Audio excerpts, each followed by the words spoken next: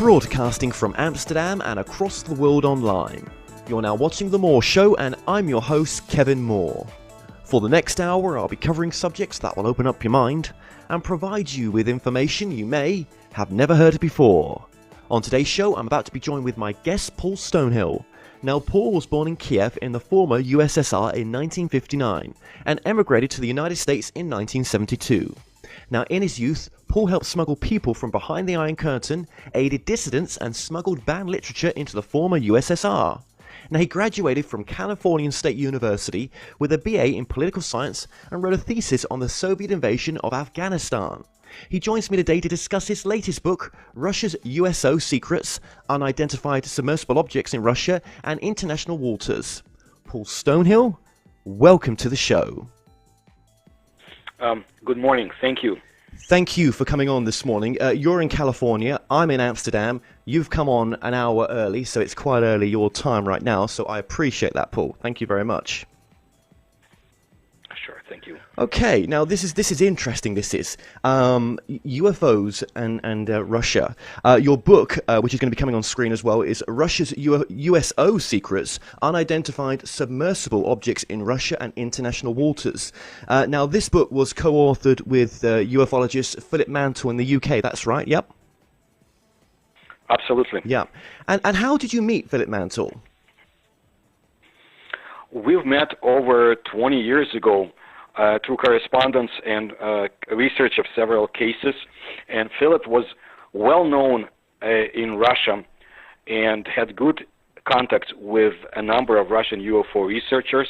And he also received very interesting information during the time of the best openness in the former Soviet Union and modern Russia. I would say from about 1991 through 1994. So Philip was well known even in 1989 during a famous Voronezh case. And I remember seeing his images, in the available media at the time. Right.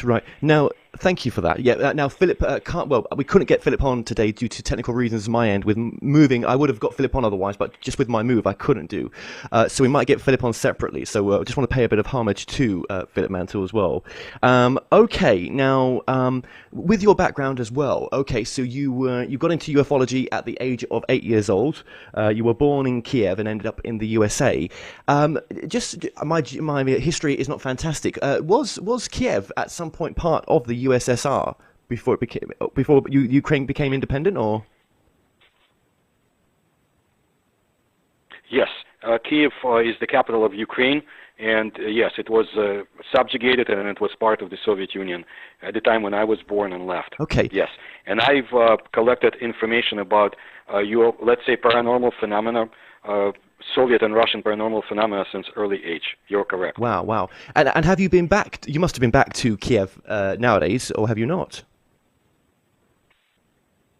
I've not been back lately in Kiev and so forth, but I do keep in touch with the continuous daily with the Russian, Ukrainian, and other researchers. We exchange information on cases. We research some of the old cases that are quite prominent, and exchange information on what's going on today. Yes, absolutely. Okay, so you do have contacts back there, and okay, that's interesting. Do you have any family back there? Maybe faraway relatives, but that's about it. Right. Okay. All right. Well, I've been to Kiev and I've been to Odessa. I know Ukraine a tiny little bit, and yes, it's a fantastic place. But at the time when you were living there, it was I can imagine very, very different. Okay. So so you got a chance to get to the US, which is amazing, and you took that opportunity to go. Why is your main interest then in sort of ufology in Russia? I mean, that's a stupid question in one sense because that's where you come from, but I just wanted to get it from your take as well. Because obviously where you are, there's lots of UFO activity in America and lots of different cases, but why Russia in particular? Well, because Kevin, if the world does not recognize what's going on in the largest country of the world, and the incredible history of UFO observations that go back to ancient times, the picture would be incomplete. And that the same goes for China. I've done a lot of research about Chinese ufology. I have great contacts I've lectured in Hong Kong, and I have to tell you that unless people in the West pay more attention to the developments in Russia and China, as well as other Asian nations, for example, you will not get anywhere a complete history of UFO phenomenon. No, that is true, and getting information out of Russia, I can imagine, is quite difficult because there's no, what would you call it, Freedom of Information Act as such. There's no, I mean, how does someone write to an agency in Russia to get files released on a UFO phenomena? Well, they do not, and modern researchers, young scientists such as Vadim Chernobrov, Mikhail Gerstein, and others that I'm in touch with, they have their own ways. Some of them just, open field work to get information. They were able to collect a lot of the information from the project we will discuss, the Soviet official UFO research program, as much as possible. But no, you cannot write to the government and request information. Even back in, late 1990s and early 1990s, when Pavel Popovich, the Soviet cosmonaut, famous Soviet cosmonaut who was very much interested in the UFO phenomenon, he was trying to obtain information, for example, helping ufologists, even about Roswell, files that Stalin had, and he received a response from the Russian archives and all the ministries, like security ministry and so forth. No, we do not have this information. They didn't say whether they had this information, but and today there is more secrecy in Russia than before. Let's say even I would say 20 years ago, for different reasons. But definitely, it's very hard to get interesting information out. Yeah. And do you think that the UFO phenomena in Russia or over Russian sites of interest is still as big nowadays as it ever was? It is easily more citable, let's say. You can see more because of the new technology, and there are very interesting observations. And as usual, I would say that about 90%, it's definite, of another origin. Sometimes military, for the most part. Sometimes, something that is of natural origin. But still, people see a lot of the UFOs. Now, what's interesting is that we don't get the picture of as many visitations to the military sites as during the Soviet times, because this was, the height of the Cold War, for example, and whoever observed Soviet military was definitely more interested than today. At the same time, again, there is more secrecy in Russia, more military projects, more developments of powerful and small submarines and so forth. So I'm sure they guard their secrets just like any other military in the world. That's so interesting that when you talk back about a time when there was such heightened tensions, and okay, tensions are quite high right now in some respects, but nowhere near what they were before, absolutely. You could say, well, you have said before that the UFOs are sort of attracted because of ecological damage as well that could be caused by such missiles being activated. Absolutely. Now, ecology was one of the main aspects of UFO observations in the Soviet Union. Let me give a background. You see, in the Soviet Union, the government and their military high command were so much alarmed about UFOs that they had to institute a special program, academic/military research program they called it anomalous aerial phenomena. Well, they couldn't say UFOs, but that's what it was. And the program existed from 1977 till 1991. Officially, then 5 years more under the new Russian government, and I'm sure they have something else today. And but that was the official program, and every Soviet military soldier or seaman or airman had to provide information about sightings that they have had. And this was very interesting because all this information from the huge Soviet armed forces would flow into two specialized military institutes, centers to study such information, one in Leningrad and one near Moscow. And this was a tremendous effort, unparalleled anywhere else in the world. China may be coming close, but they have a different situation. And just imagine all the reports. We have a lot of them in the book, but I got to tell you that most of the information is still unavailable to readers, to researchers. But even from facts that we found, I mean, it's incredible. And we present testimonies of military officers, of former KGB people, very interesting case. For example, we go into different territories or, land masses, for example, the Arctic territories of the Soviet Union and Russia. Incredible history of UFO observations, and some of them, for example, were even done by the KGB, which was not at all their responsibility, and they shirked it. They never liked to get involved. Nevertheless, here it was. Or maybe the same area, I would say about 20 years after the KGB research, there was a report from one of the top Russian scientists today, Vladimir Lukin, who is in charge of the Antarctic and the Arctic scientific expeditions. Well, he himself observed something in the 1980s and revealed this information back in 1997. And we have a number of scientists who came forth and reported, or who had to report to different Soviet agencies about the unusual objects they had sighted under the sea, next to their scientific ships. You have the same with the military. They encountered unusual objects. I would say definitely we have cases going back to 1940s and 1950s, and you start seeing patterns when you read the book. For example, the time from 1979 through 1983, especially 1979 and 1982. There was a surge, an upsurge of UFO/USO sightings in the former Soviet Union, and especially around military bases. We have a chapter dedicated to the very unusual phenomenon that nobody knew about in the West until we brought it out. Ghosts of the ocean, the Soviet Navy Kvakery research. It's the name they gave to very unusual entities that would interfere with their secret submarine missions in different oceans. And, these were not the Americans, because the Soviets had a chance to speak to their NATO counterparts during the glasnost, perestroika, Gorbachev's policies period, and they found out that the Americans thought it was the Russians, the Soviets, who would interfere with their missions. So you have this phenomenon. And this is very interesting, because I want to bring it to your readers' attention. No matter how much you hear about the tensions today in the world, what's interesting is that you see joint naval exercises. Russia, China, United States, China. It's like our naval forces are trying to show to somebody that if there is a reason to, we can come together. And I don't want to say repel any danger, but it seems to be that we are showing cooperation where there should be a lot of tension. That's very important. That's so interesting what you say there. Yeah, when you look at it with from a different perspective, it is very much like that, isn't it? But then what about the disputed Chinese islands, for example, where there's a lot of tension from different parties on that?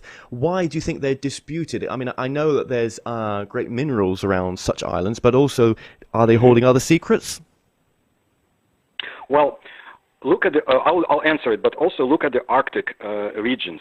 There are tremendous resources down below, and there's a lot of disputes between different nations, and everybody is eager to get into the Arctic game, including China. But at the same time, while you see a buildup of Russian forces, military forces in the area, you see scientific operations.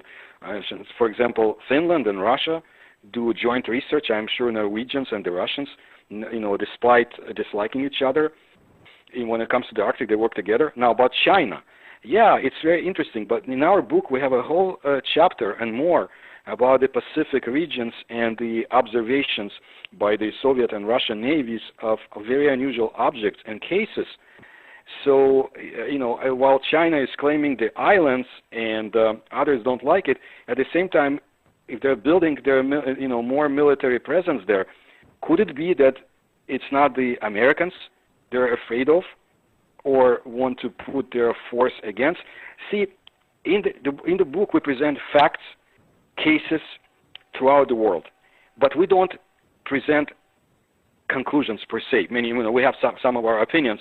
We let the readers decide, because this information is tremendous, and hopefully those who create policies also read it, because there is so much that the Soviet Navy had observed, and Russian Navy before the Soviet period and some after. For example, the Antarctic. Not much is known about what's going on in the Antarctic region, but we present a whole information about South Georgia Island, which is a British territory, and very few people know what's going on in terms of UFO and USO observations there. But the Soviet Navy was interested. Why? It's too far away from the Soviet waters. You know what? At the same time, I see great interest to the Antarctic from India, China, Australia. Yes. So something is going on down below. Yes, and do you think this UFO and USO secret is worldwide? For example, it's not just between it's not just privately held with the government. It's these governments are working together with this secret worldwide. And do you think it's a secret of and they have an understanding of what they're even dealing with for example? I think they do. In our books, we present interesting information that came out a while ago. For example, in 1990. When Russia was falling apart, the Soviet Union was disintegrating, and more information was able to come out. There was a Russian general, Air Force General Tretyak, who said that we don't attack UFOs because we know the power with which they would respond, and we don't want to deal with it because we know what's going to happen to us. And this is what we have in our books. We have in our especially the latest, we show actual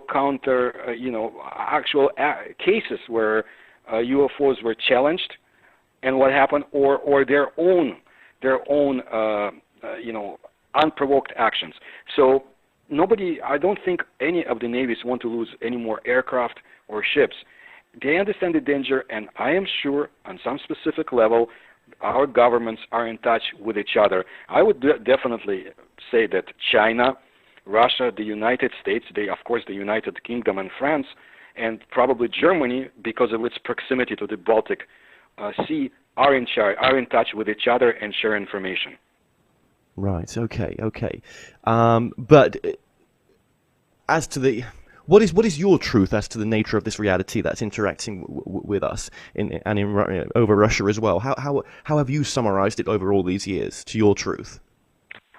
It's alien. I don't know if it's extraterrestrial. It may be a more ancient civilization that exists in the bodies of ocean of our planet, and there may be that our oceans are connected through underwater tunnels. It's not just me saying that. It's a number of Soviet naval officers who studied this phenomenon. I have their works too.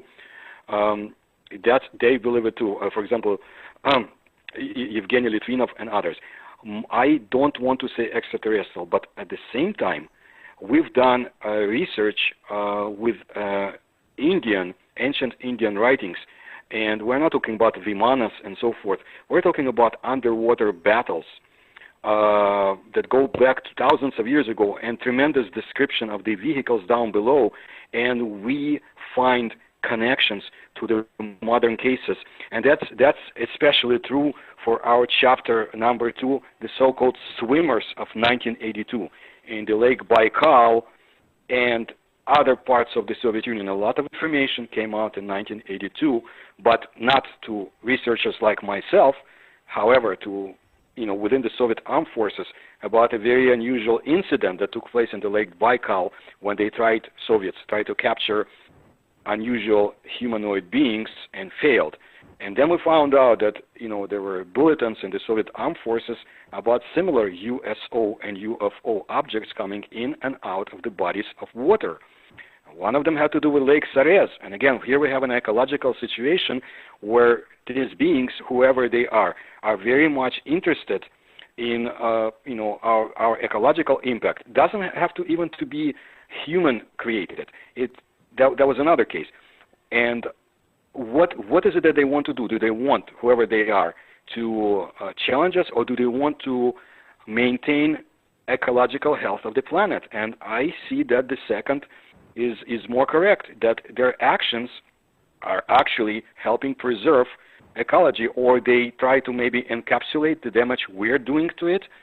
And even the case in Chernobyl in 1986, there were reports of an object that mitigated the effects of the explosion.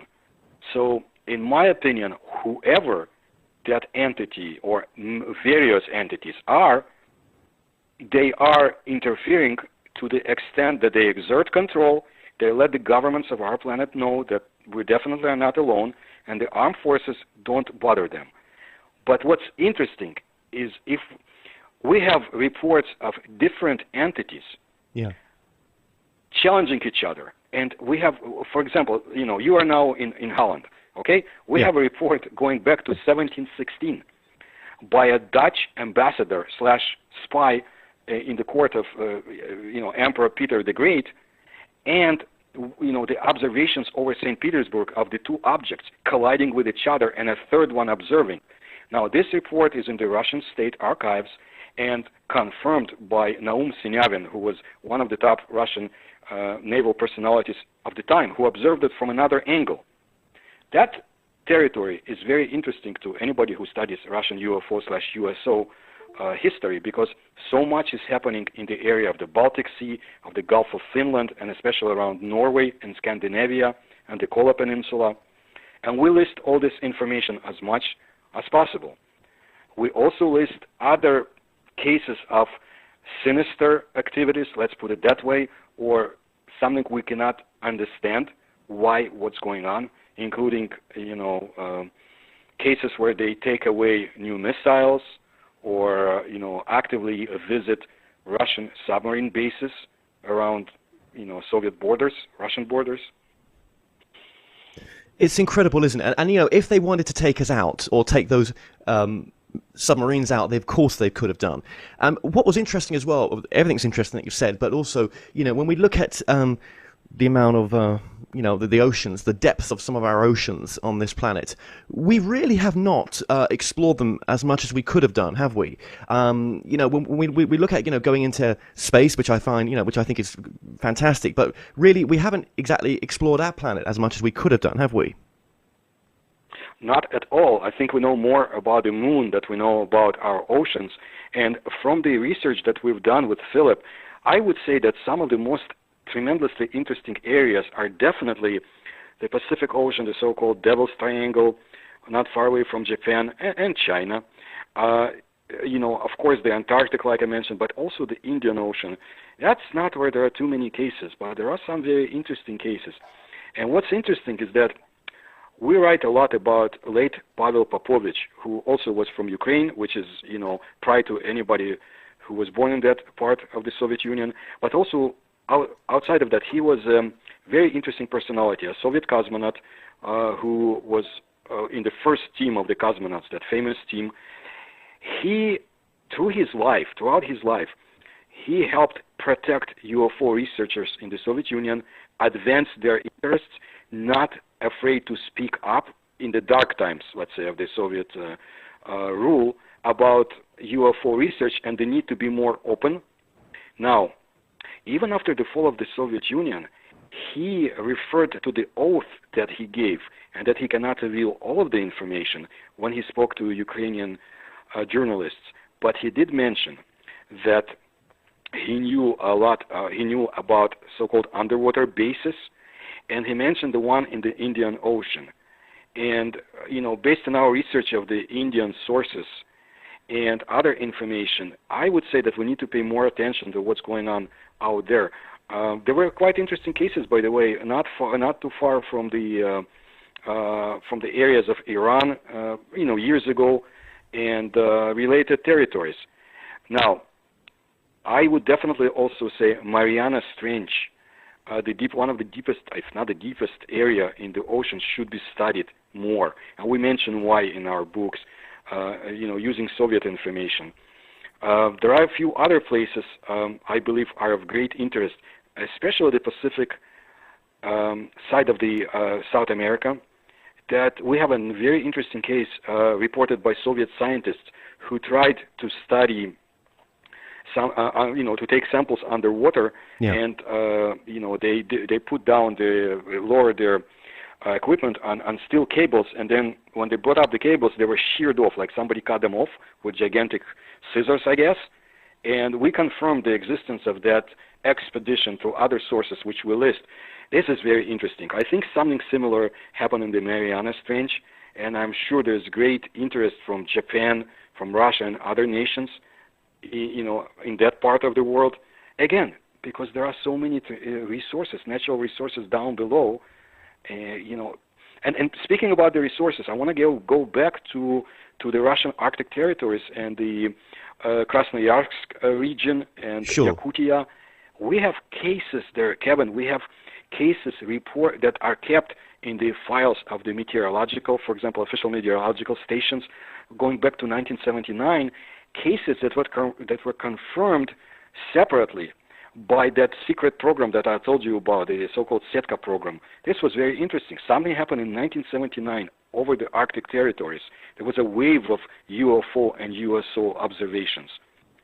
1965 is another year. And those who do research, for example, in the West and the Orient about their own UFO cases, they will be able to compare and correlate what's going on. Why was 1965 such an important year for UFO observations in the Mediterranean and so forth?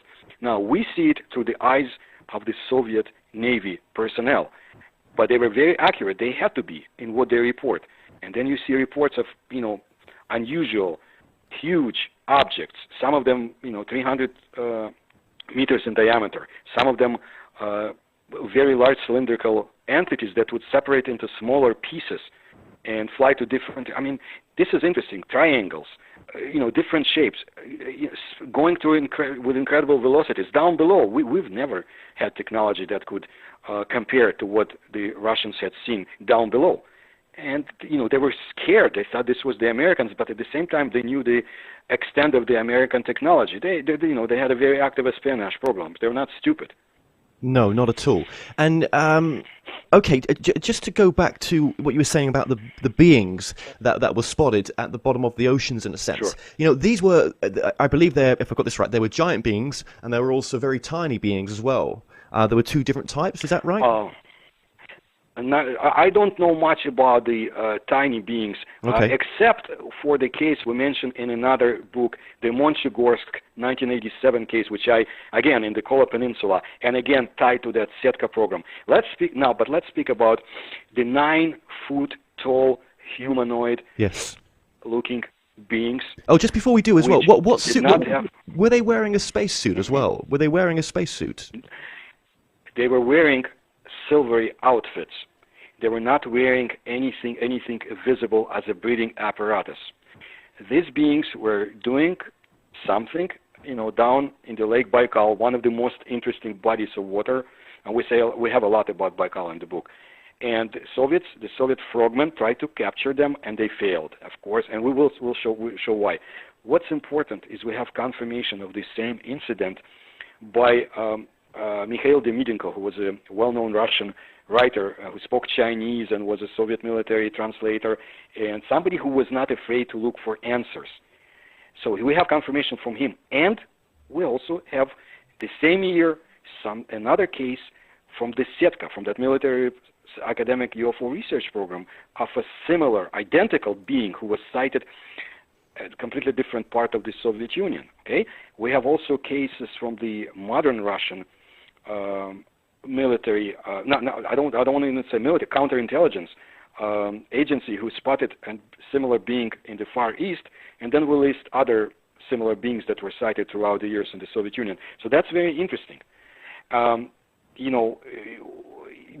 Again, these are confirmed cases, and I'm sure there was more research.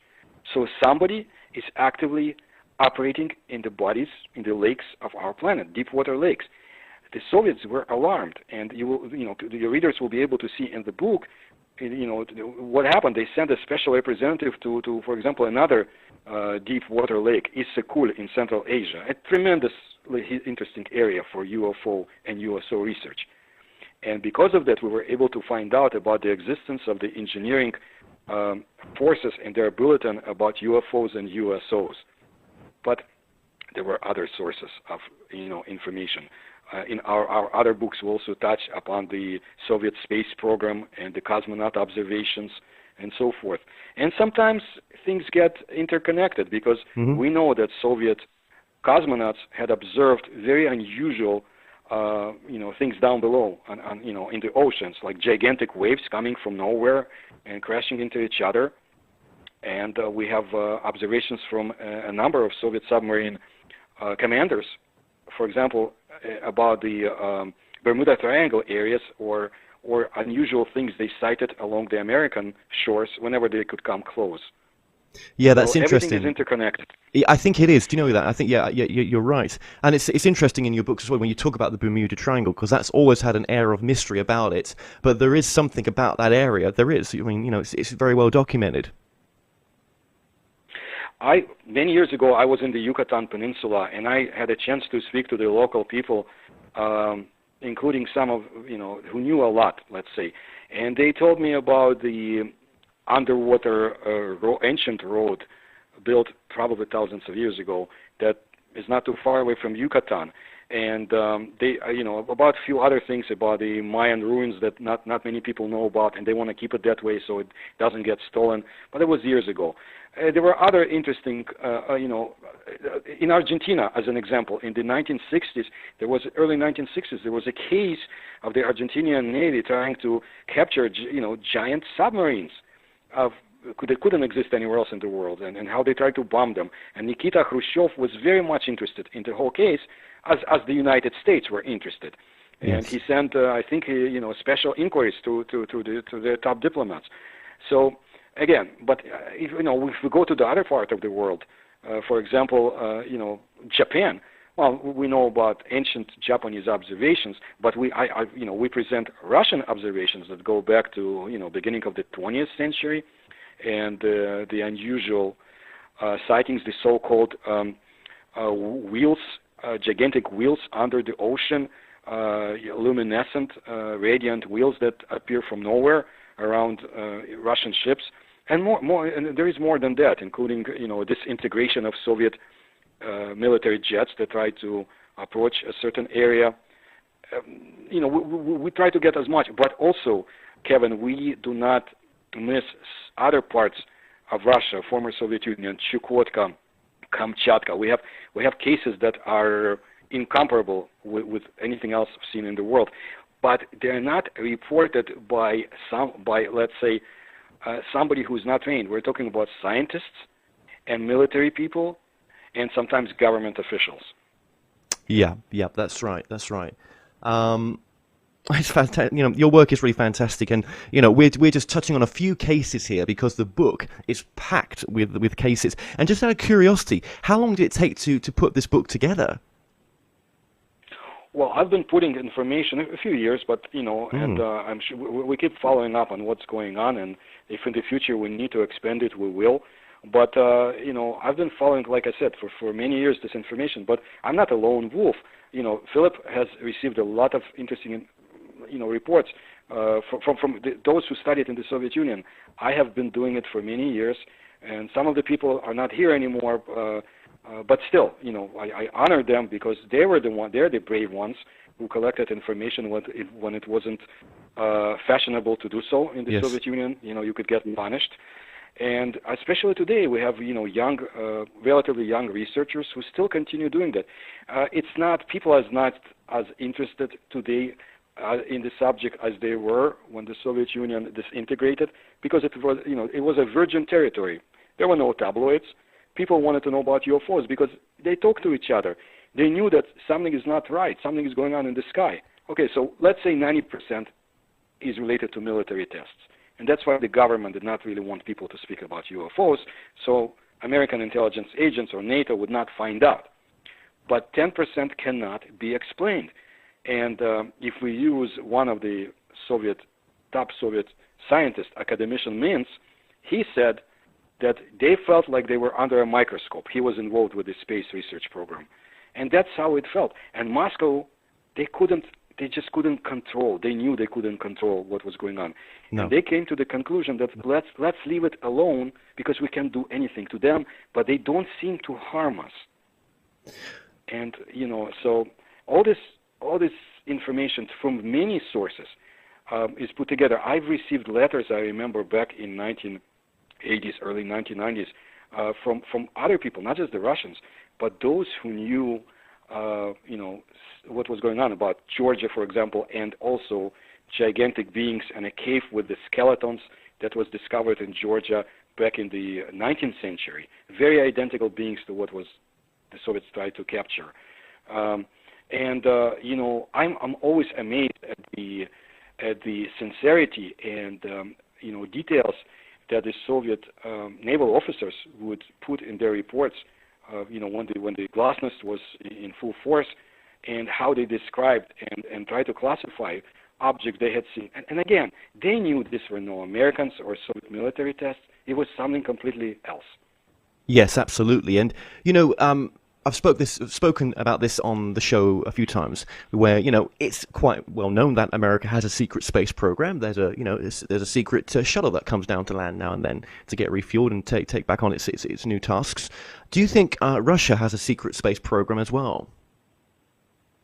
Well, I would be surprised if they didn't have a secret, especially today when they're trying to build up and expand their military forces. It's all shrouded in secrecy, and they have special forces that guard their Russian space program. Still, they have they have failures like a lot of others, which is very interesting to me, especially the Phobos mission that failed a few years ago. And we talk a lot about Phobos in other books. It's interesting, but yes, Russia has. I'm sure they have a secret military space program, just as they do have an expanded creation of the new type of submarines. They don't need as many submarines as we had back in the smaller size, more powerful submarines built on completely different technology. And it's not a secret. It's in the media, whatever we can get. They do publish some of this information. A friend of mine works in the Merchant Navy. He works on he's transporting, it's a chemical tanker, a huge chemical tanker. And, he has told me before about, sightings that they see underwater sometimes, lights underwater that they just can't explain. And he doesn't really want to talk about it, but he'll mention it to me because he knows of my interest. But yeah, there are lights out there. Do you get reports from people in the Merchant Navy potentially as well? Or people working on ships, on containers, or maybe that have come up with the same reports? Yes, and in the book we have a lot of those container ships, freighters, other ships. It's there because they had to report it as well, and some of them were not afraid to get it published in the media. Again, a different time, but some of them are very persistent, and a lot of them are come from the merchant marines. But let me tell you something else. We also are daily looking at the forums of for example, where Russian sailors exchange information, and some of them do talk about sightings that they would not want to reveal during the Soviet times, or even now, because sometimes they're being laughed at. Although what is there to laugh at? But it's very interesting because it continues, and they do see unusual things today as well as before. But in the Soviet times, it was so interesting because, again, this was a different civilization, and they had their own program, and this was not a pleasant program. And it required tremendous secrecy and build up of military forces. Sometimes they built up too much and they couldn't sustain it anymore. But because of that, they also wanted to know any potential enemy out there. And no matter what they thought about UFOs and USOs, they had to study them with the purpose too of capturing and using technology. And this was one of the goals of the Setka program.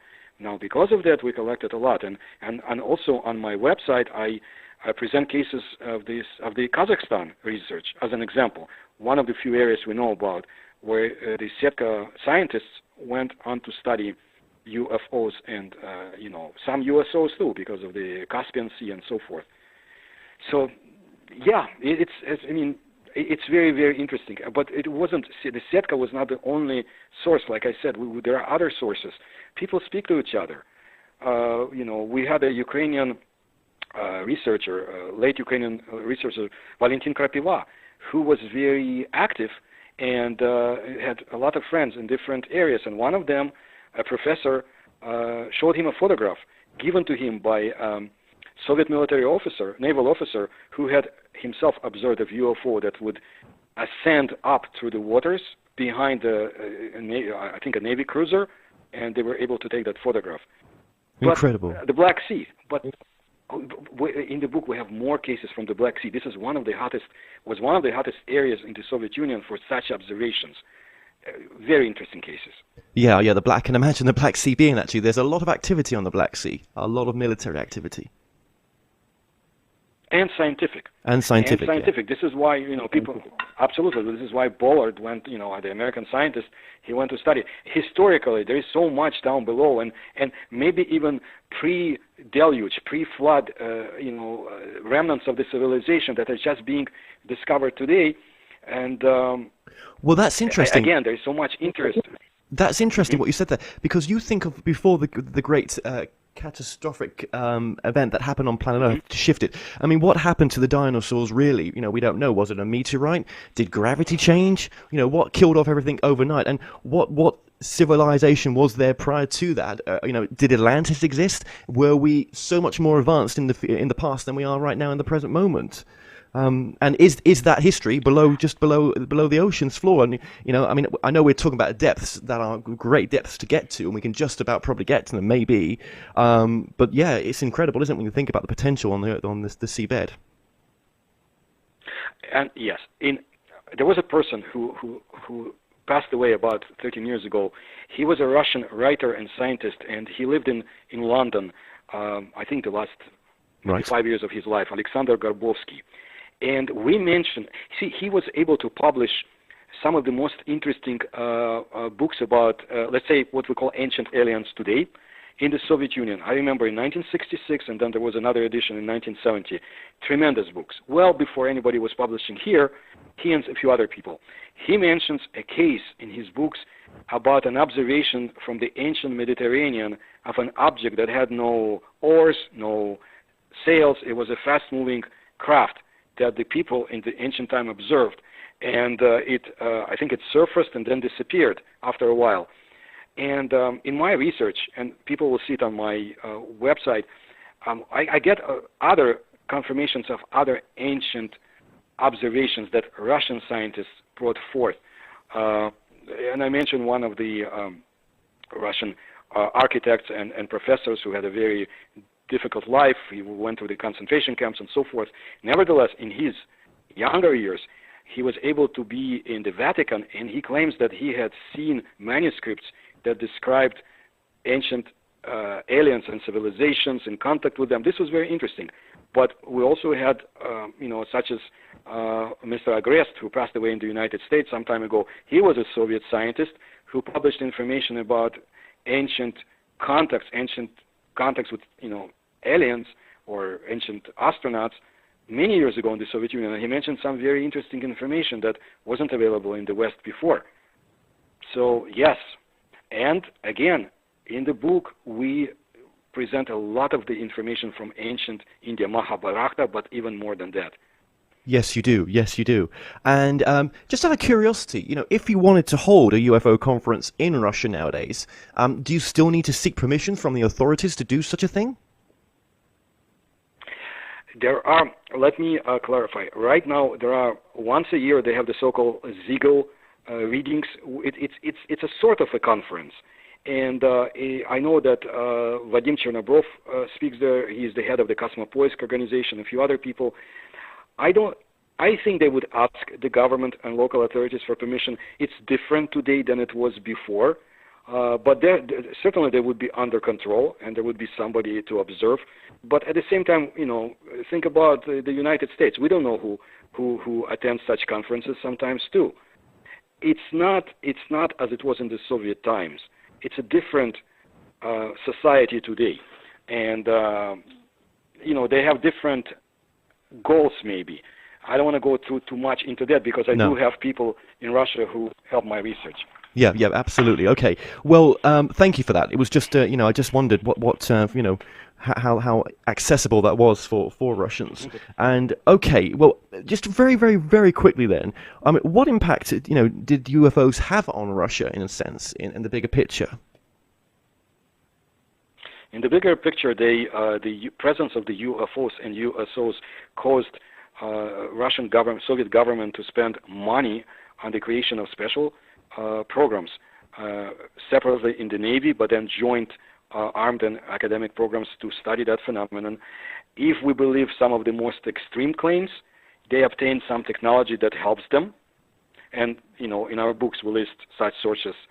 If we don't go to the extremes, from their observations, they were able to determine that UFOs and USOs exist, but present no immediate danger.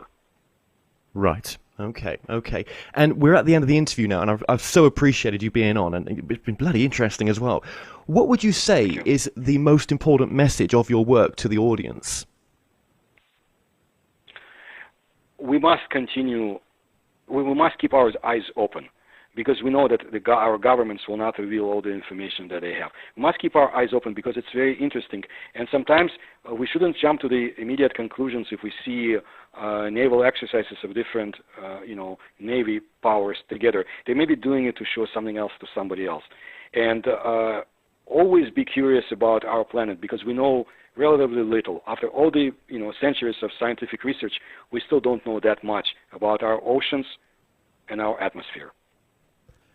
Absolutely. And Paul, I hate to do this, right? I've got one more question that I've just been thinking, and I was going to ask you this. Sorry to do this, but when you consider countries, like North Korea or Iran, well, more really North Korea, that's very isolated. It's creating these nuclear weapons.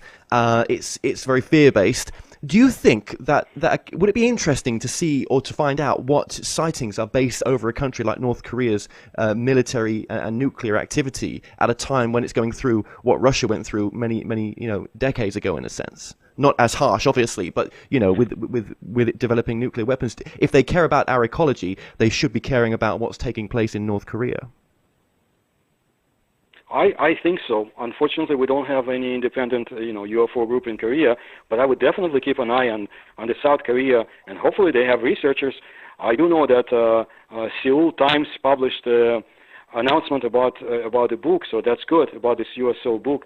But I think also our governments of the United States, Russia, and China keep a keen eye on the situation there, because maybe they don't want things to go off balance.